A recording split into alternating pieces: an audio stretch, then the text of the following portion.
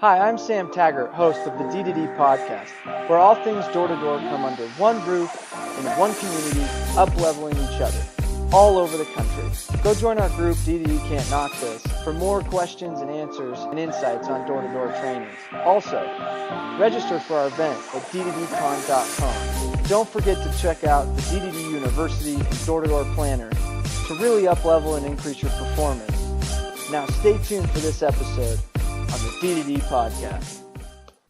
All right, everybody, this is Sam Taggart with the D2D podcast, and I'm here with Jared Gillespie, and he is a legend in this space. He's done some awesome things over the last, since 2005? What is that? 2003 was my first summer, yeah. How many years is that? A lot. 15 years? Yeah. That's awesome. It's crazy. Yeah. So we're here in Arizona, and sitting in his office here, he's now the president of sales of Fusion Power, and been there for how long? We started last year. We've been almost hitting our year mark. Cool. And it's awesome. I mean, you got 20-something guys that are like cranking. And it's been good, yeah. It's been really good. Yeah, so excited to have you on the show, man. Thanks for having me. Yeah, this will be cool. So a little bit about Jared. He, I'll give you the accolades for those listening. Like, I mean, he was the number 3 rep or individual at Solar City Direct, and pioneered and helped really kind of the foundation of their whole direct program. And obviously, it's now upside down and dissolved, and everybody went different directions. Yeah, it fell apart there, but but no, I mean, that was like the biggest sales force out there in the solar space, and he did in a year's time manage their biggest team and did over 12 megawatts in 1 year. I mean, that's in the solar space massive. For anybody listening to this, that's over 1,000 per month kilowatts installed, not just sold, but that's installed accounts. Led massive groups, recruited massive groups, and obviously now he's cranking and it's hard. I mean, I've been there where it's like you're the little guy and you've recruited some awesome talent and have some really cool partners. So excited to dive in on the podcast. Yeah, no, it's been a really fun ride. It's interesting to see, from the beginnings to where we're at now. It's just these little baby steps, One thing builds on another, but yeah. It's been a cool ride. Has it been fun to kind of spread your wings and like? Yeah, I give so much credit. Like all the companies that I've worked for, I've had amazing experiences, and I'm super grateful for all the time I spent there. Looking back at it, I'm like, man, I wish I would have done this a little bit earlier. But at the same time, I'm like, had I tried it earlier, maybe I wouldn't have learned the lessons that I needed now. Yeah. Maybe I wouldn't have the knowledge that I have now in order to do this. Yeah. Had I not been with those other companies. So, I'm super grateful for there's a time and place. Yeah. I think and I've interviewed a lot of people that have branched off and started their own things, and and I feel like and I've also talked to a lot of people who have left too early, and you know what I mean. They're just a good sales rep, but that doesn't mean that's like you learn the leadership principles and the managing the organization and the structures like that you need to in order to actually go implement, be successful. So in this podcast, if you're listening, we're going to touch on a few things, that really kind of make you different or successful, and you found that the common principles. What are those 3 things that you're like, this is the nuggets, if I could tell the space, like and jam on, that makes a big difference? Sure, yeah, and I appreciate the opportunity to kind of talk about this, because I think there's so much that goes into door-to-door sales, right? There's endless trainings, and there's so much good stuff. I think if I was to whittle down my 15 years, I would put it into 3 different things. The first one, I would say, would be the ability to stay consistent. The second one would be the ability to create and solve problems for customers. And then the third one would be area management, as simple as that sounds. But I think that, for me at least, and the teams that I've been a part of, the teams that have been able to conquer these 3 things have been crazy successful. Yeah, and they're so simple, like the principles, but it's like it's the simple things that are the most complex. Yep. You know what I mean? So let's kind of dive in. We'll dive into each one, and we'll kind of like pick your brain on like, okay, what does it mean to be consistent, and how's that look, and stuff like that. And we'll get a little bit more in depth. But before I jump into that, I kind of want to jump into you a little bit. So tell us like something that's interesting about you. That's like, most people don't know about you, or quirky that you're like. What's something quirky about me? I don't know. I'm a pretty intense guy. I think most people would, where most people want to quit, and they're just like, why is he so like adamant about doing these little things? Yeah. I think most people would say like he's kind of an anomaly, like he just has to keep doing all these little things when the rest of everybody's like, everybody's already quit and kind of moved on to the next activity or whatever. I'm still like fixated on doing certain things, and so I think a lot of people would be like, he's kind of like just like almost OCD kind of, yeah, just like he's so intense on doing certain things a certain way or whatever. So I know it's just kind of quirky about me, but it served me well in certain aspects, and I'm sure it's probably driven a lot of people around me nuts over the years as well. Oh, I'm sure. So, but I mean, it's probably what's made you a good leader too. I think it's a good balance though, right? Because if I'm the intense guy or whatever, maybe a co-manager or somebody else is the fun guy, like you. I mean, you seem like more of the fun guy that gets people to relax. I go both and ways. Have fun, you know. I put on a good face. Yeah, so I'm not as good at just kind of letting loose quite as well. But I don't know. I guess that's just something about my personality that a lot of people will be like, I love that about him, and other people might say, yeah, I'd kind of rather hang out with the easygoing guy. So. Yeah, the hard part is sometimes in my personality, it's like I'm too easygoing sometimes, and they don't take it serious enough. You know, for me, I'm like, no, like guys, I'm serious. Like, go to work. Like, yeah. You know what I mean? I have my own struggles too. You know. Yeah. So there's always that balance there, I guess. You know, we're all learning how to try to, you have to manage people with in different ways, the way that they need to be managed. And exactly. Some people like the hard line, and some guys like the let's be friends and figure this out. Yeah. You know? So who are some of the leaders or mentors that you look up to, you know, in the industry or outside the industry? I've worked with some really awesome guys over the years. Eric Mealy over at Vivint, he's been doing this as long as anybody, I think. Yeah. He was the one that kind of brought me into Vivint for all those years. I think everything that I know in alarms, him and Chance Allred were my first guys, and then the Williams brothers, Jordan and Tyler. All of them are really, really good friends of mine. We sold for several years together, but I've learned tons from those guys. Yeah, they're studs. They're just fantastic guys too. They're really, really good at what they do, but I mean, talking about like being able to work with a smile on your face, all of them are just super, super cool guys. Cool. Like, love both. What about outside the industry? Are there any books or, you know, podcasts or people that you're like, man, like, or, you know, just stuff that you seek continual learning from? Like, where do you go to? Yeah, right now I'm really big into Tim Farris. I love his podcast. Has he made you want to do like shrooms? The guy, in a weird way, like he's almost convinced me. I'm like, oh, it's probably okay. Yeah, no, I mean, like, you know, whatever it is that like the his bodybuilding one, or I tried that a few years ago. Oh, and he's stuff the like man. That. The guy's it's just fascinating to listen to what he does. He learns something and he's just willing to try it out. You know? He's like, yeah, I'll experiment with this. Yeah. And obviously, you know, Tony Robbins is always fun to listen to. I love just how every time you listen to him, you can't help getting done with whatever podcast, you just be like, all right, I'm ready to punch through a wall, baby! It's like, here we awesome. go! So, I love it. Those are two off the top of my head, I guess. Cool. Yeah. And your favorite book, or better ask, like, what book would you have you given out the most recently? Like, you know, if you had to gift a book, what book would that be? I still go back to the classic How to Win Friends and Influence People, and then 7 Habits. Like, the staples. They are, and I just the principles. Well, and then I'd add the one more, As a Man Thinketh. I think that's like my favorite book of all time, probably. It's the shortest read ever. Mind blowing. You get through it in a couple hours, but like, and you're like, wait, I need to reread this page you 5 times over and over, because it's like, dang, there's so much good stuff. Yeah, it's like that's sunk deep. Yeah. It just can completely change the way you think, I think. I actually had this, when I finished the book, I was like, you know what I should do? Because it's so short. I should rip each page out and just put it on my wall. It's literally like, could be my quote wall. Yeah. Like, that's deep. That's good. No, great books. Those are good. Fantastic, yeah. Okay, so let's dive into your principles. So the first one is consistency to your goals and just being just the machine, I like to call it. Yeah, it is. So door-to-door is one of the most emotional sports you can ever play, I think. You know, you're going and you're talking to every single person you speak to does not want to talk to you. So really, it's a battle at every door. You're getting in a fight at every single door. Boxing match, I call it. And it's, you know, it's anxiety-provoking, or it's very invigorating for some guys. You know, you get rejected, and some guys it's like, sweet, give me another punch, I'm going on the next door. And some guys like, oh, that really stung, and I don't know if I could do this again, right? It's so your personality type is going to determine that a lot. And so these emotional highs and lows, or maybe you sell and you're all, yeah, and then you find out 2 hours later that, you know, the or the tech shows up and it cancels, right? Or whatever it is that you're selling.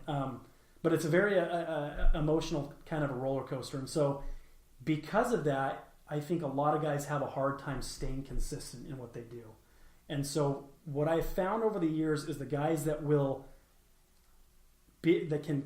can set their goals and then have a schedule that forces them to be consistent in achieving those goals are going to be very, very successful.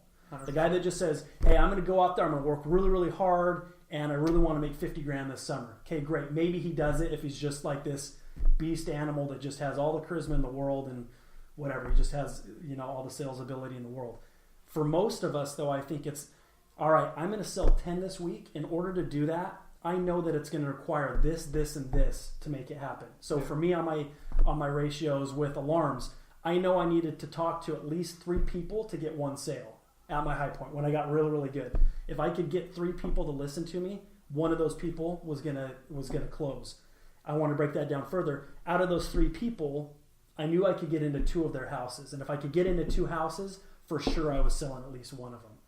And once you're consistent, I think, in those goals, you're able to find these patterns and make it a very predictable thing. And you turn it into this number science. Well, I think something important to hit on is you said once you're consistent in these goals, because sometimes there's not a big enough sample size to know that. And some people don't get to the point of having a sample size because they're not committed to consistency. So, and I can say this after, so 15 years times how many months that is, summer months, it's a lot. These guys that have done it for 3 or 4 months and they're like, I should be able to do this, this, and this. And it's like, maybe, but I don't know, man. Like, wait till you've talked to 1,000 people or 2,000 people before you can really count those numbers. Yeah. Because, that at that point you can say, yeah, if I knock 4 hours, I'm going to realistically talk to, 20 people. And out of those 20 people, 10 of them are going to be renters or just slam the door on me. They don't really count. Out of those other 10, 5 of those are going to let me actually get through the first 30 minutes of my pitch, right? So there's my quality contact. There's my good look if I'm taking a 3, right? Out of those good looks, those are the ones I'm really focused on. How many of those do I need to talk to in order to get inside the house? Yes. Out of those, how many does it take me to set the appointment? Out of those appointments that I set, how many are actually going to keep? Out of those keep, how many am I going to close? Out of those, how many I close, how many are going to stick and actually see it to install, right? But it takes a big sample size to get there, and that sample size comes from a consistent repetition over a good amount of time, I think. And I think one of the issues, and correct me if I'm wrong, but like you'll get a rep that really is counting the 20 as their number versus those 5. Yeah. And they get really discouraged when they're like, man, I'm only closing like 1 out of 20. And I'm like, no, you can't. Like, let's not take those 10 and those 5. Like just write those off, because the 10 renters, like, let's not count a renter as a no. Yep. Let's not count a guy that literally was like, what do you want? See you later. And you're like, he would have done that to the best sales rep. Right? Jordan Williams gets that. Like, I mean, I don't care who you are. Yep. And then, I think that's important to talk on, just because, like, too many reps, they almost get in this, they get in the emotional roller coaster because of the uncontrollable. And when you know those ratios, it becomes so predictable that emotion doesn't need to be there. I remember, I was back in the days where we used to street sheet, actually write things down before we had all the cool apps. I still kind of do. Like. I would tally at the bottom of my sheet, so I could be like, I know as soon as I get to 5 that the next one's going to listen to me. Just I know it's going to work that way. And so I get through several hours of, maybe I got to 10 on there, and I'm just like, what's going on here? I'm freaking out, and all of a sudden it's like, wait a second. 10, that just means that the next 3 are going to listen to me. Calm down. And then sure enough, the next 3, all of a sudden you sell 3 houses in a row. It's like, sure enough, the ratios ended up working out perfectly. But, on a week's, you have a guy that goes 0, for 3 days, and he thinks that the world's ended and he's never going to make a sale again. It's like, well, go back and look at this. How many people have you actually talked to?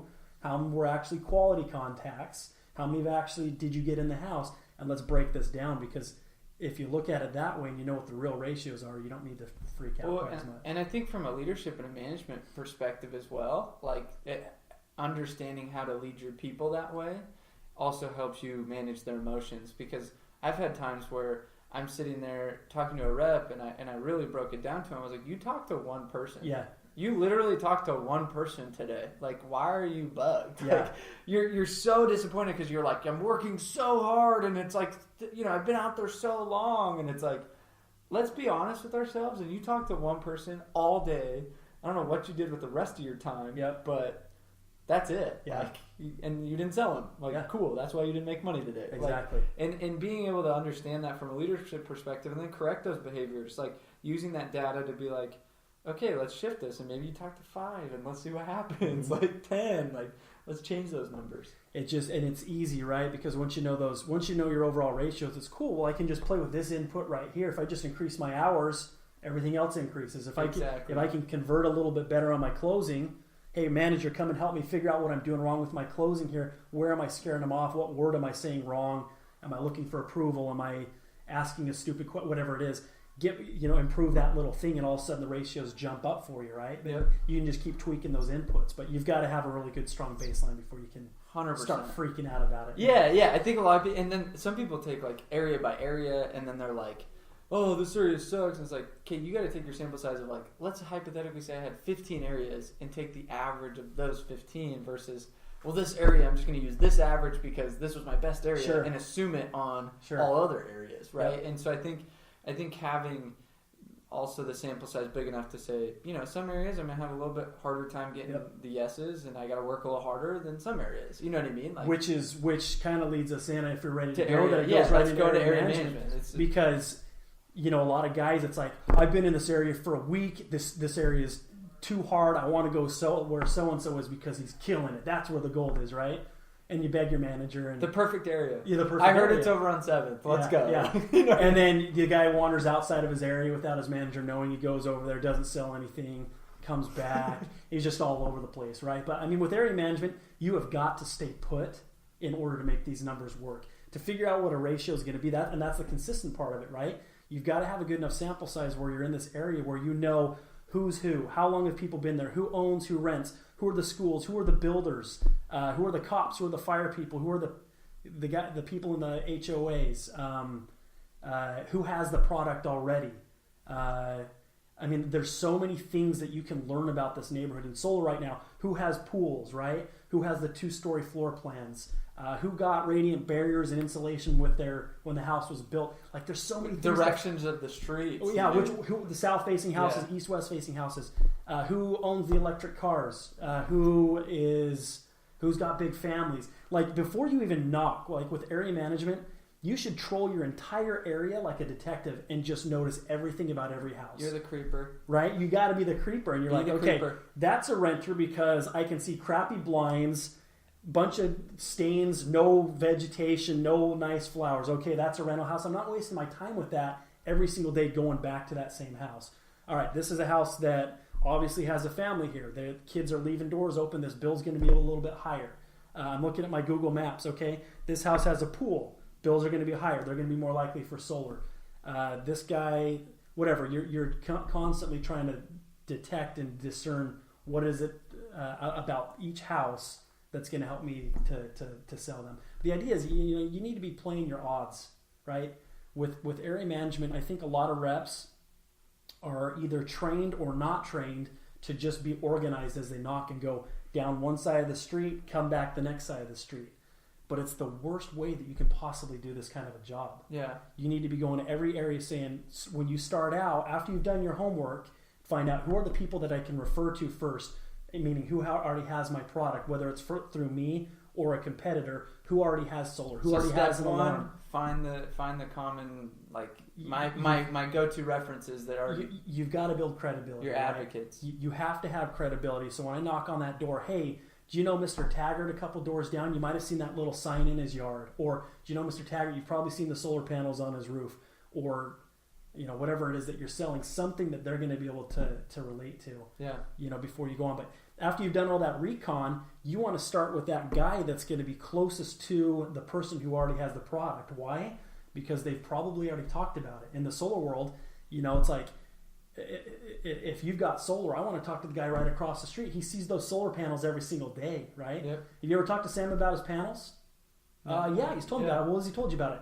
Well, he seems to like him. He was telling me that his bills got cut down. Yeah, did he ever tell you how much he paid for his panels?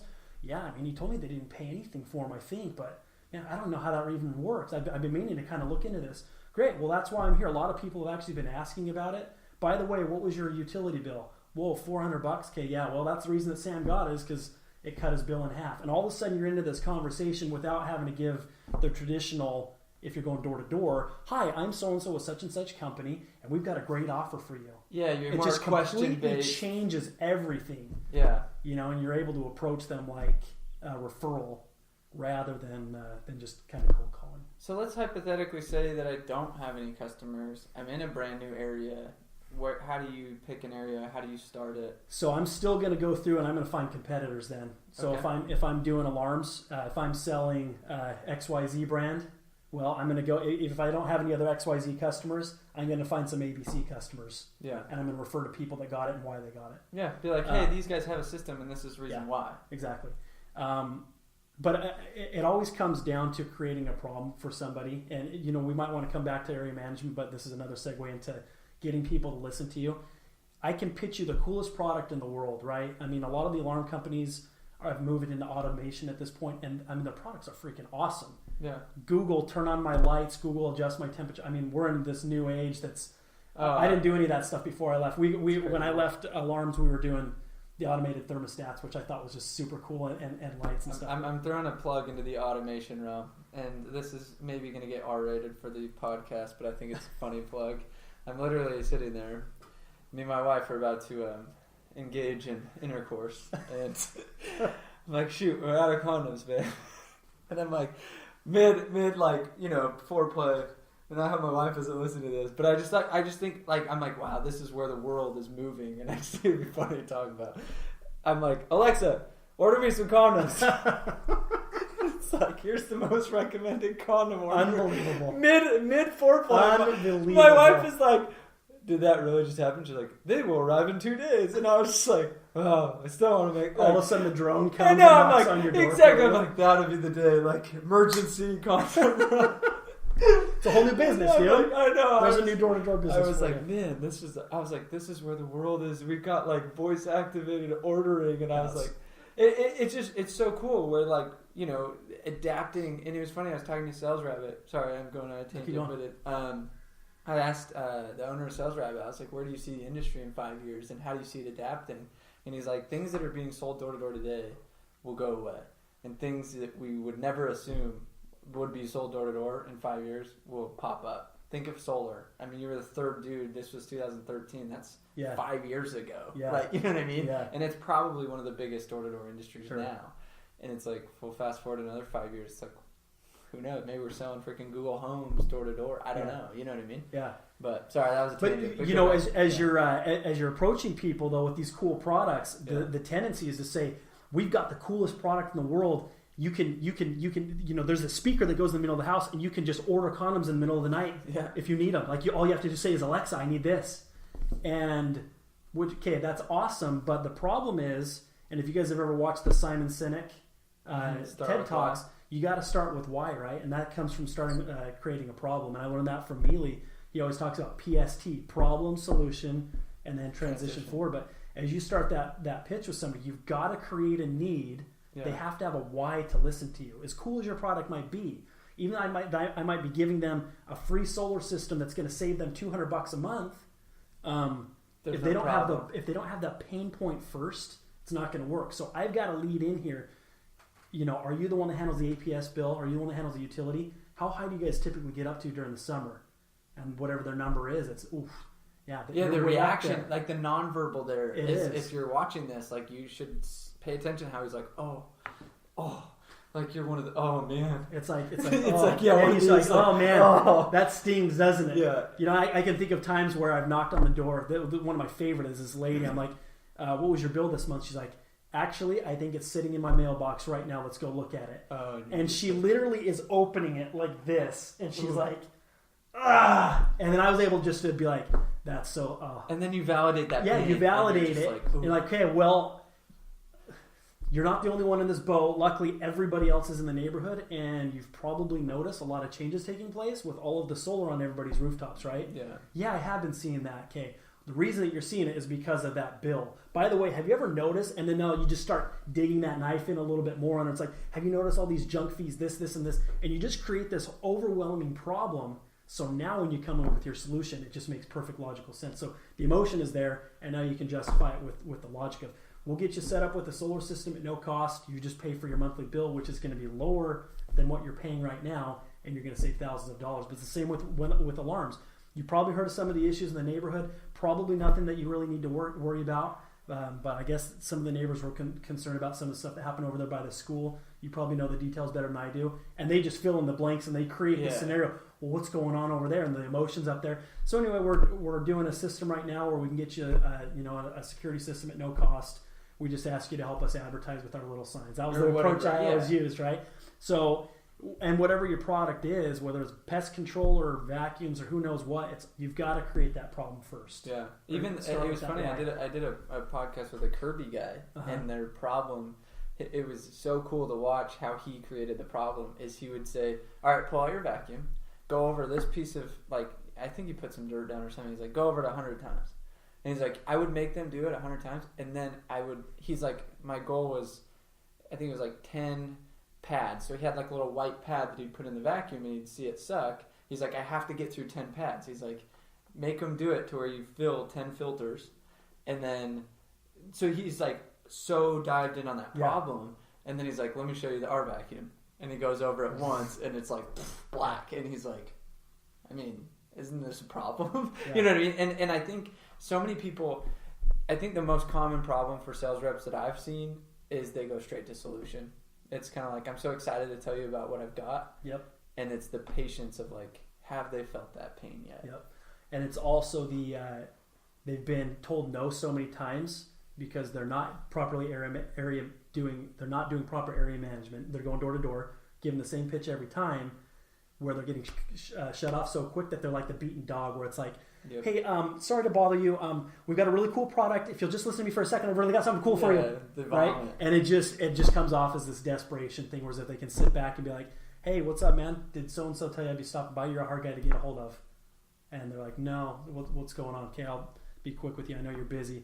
Basically, what's going on is this, and you can go right into that problem and then start using your social proof with dropping names and all that other stuff. Which is the biggest part of area management is you've got to be able to know who's who and be able to drop those names to build your credibility. So. Yeah, I think it's so cool how you've kind of weaved this consistency to area management, but also the problem. I mean, and it's kind of interesting how they all tie together. It's when you've properly worked your area, you're gonna find there's a specific problem specific to that area a lot of times.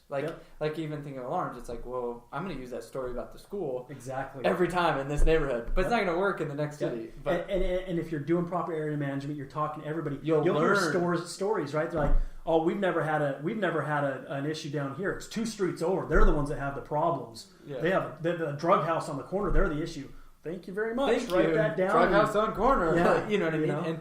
And then the next task, you're you probably heard it. Most people really have been this is a safe street, but they're more concerned about 2 streets over. You probably felt the same, right? And then they're like, oh yeah, that drug house. You're like, oh yeah, Tommy was telling me about that. That's the whole reason why he did this. Yes. And it's you become the. It's well, how did he know about 2 streets over? And how did he know about the drug house? You're like, yeah. Did you hear about that drug bust they had 2 years ago? You probably saw the SWAT cars, and they're like. Yeah, that was all over the news, and you're like, the longer you're in that area and you learn about the area, the more names you're able to drop, and the things that have happened in that neighborhood. They're like, this isn't the guy that just got dropped off in the van that he's just pushing stuff. He knows more of my neighbors than I do. He's telling me more stories than I've heard of. He knows the schools. Why does he know when the PTO meeting is going on tonight? Why would he even bring that? But it's the fact that he knows that this guy knows everything. I need to listen to him a little bit more. You're just building that credibility up. Just giving you a little bit more of an edge over the last guy that stopped and just gave the generic pitch. And I think it goes also to just the consistency of being committed to, hey, if I'm just going to go to this neighborhood, oh, it's been tough for 2 days, I'm out. You're never getting over this I learned my area. I was diligent enough and disciplined enough to go through the first hard days to get over this momentum hump. Yep. And I think what happens is poor leaders let their reps bounce around and be like, oh, that's fine, I'll just give you a new turf. Because they don't want to lead it. They don't want to lose him, right? This is a good guy. We got to get him selling really quick or he's going to quit. And it's doing him a disservice by moving him around all over. It's like, no, you're not letting him get established. You're not letting him learn those stories. You're not letting him figure out the problems in that area and having to adapt his approach based on that. And I think that's a big leadership tip if you're listening to this, is just like take a rep, put him there, and if he complains about the area, teach him that it's not the area. It's just, how does he need to be able to adapt? How do we take everything we're learning about that area and how do we put that into the door approach? How do you switch his approach to be more catered to that person? And how do you help him find the advocates in that neighborhood to get some weight behind him at a door? And you know what I mean? I think that's a big nugget that, if, you know, as far as a leadership and management style, like, I think it's way underused. That question you asked, you know, when you get to an area, let's say you just have nothing, you just barely got dropped off, your first approach needs to appear like it's been your 50th approach, right? 100%. Or like your 500th approach in the area. So that's why it's so important that you do a bunch of recon before you start knocking doors. Find out who has what, talk to the people that you know for sure rent and are not potential customers, and just mine them for a bunch of info. Or talk to the... Hold on. Stop there. Yep. This thing goes for 30 minutes and then it cuts. So mining, we can restart on that thought. But when I hear that thing go, I'm like... Go back. You can like redo on that thought. Yeah. So a lot of reps will go in there and you know, they have nothing in the area yet. So... But your first approach, your first sales attempt needs to look like it's been your 50th or 60th in the area. And that's only going to happen if you've done all your recon ahead of time. So go talk to your renters, the people that you know for sure rent, and just mine them for any information. Who owns, who rents, what are the dangerous houses, who are the cool people, who are the jerks, what are the schools, do you like the neighborhood, how are the houses? You can, a million things you can find out. Or talk to the old people that are there, and they just want to talk, right? Just want to talk. You know they're not going to buy from you, well, depending on what you're selling and depending on who they are, but they're still willing to give you all the information about, oh, we were the first people on the block, and now nobody knows each other because that house used to be the drug house. Yep. Okay, great.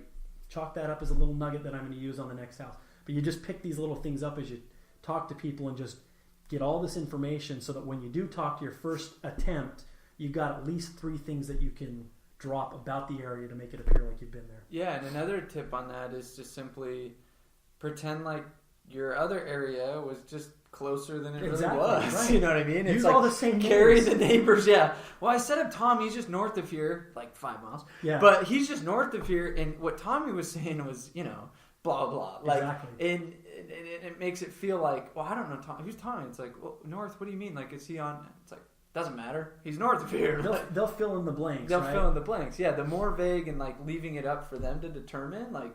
Then yeah, like I didn't say how far north. I just said he's north of here, and they think north could be the next street over. Sure. Like, but it leaves some credibility there for you to like have some weight behind you. Yep.